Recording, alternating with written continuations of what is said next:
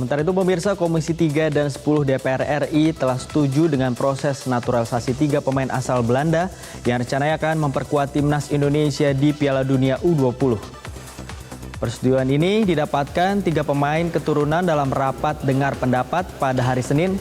RDP yang dihadiri PLT Menpora Muhadjir Effendi, Wakil Ketua Umum PSSI Ratu Tisha, juga dihadiri oleh 2 pemain yang akan menjalani proses naturalisasi. Adapun 3 pemain yang akan menjalani naturalisasi adalah Justin Hubner, Ivan Jenner, dan Rafael Struijk.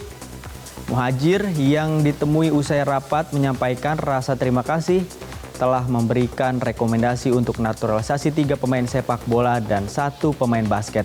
Menurutnya, ini adalah upaya untuk memajukan olahraga Indonesia, khususnya sepak bola.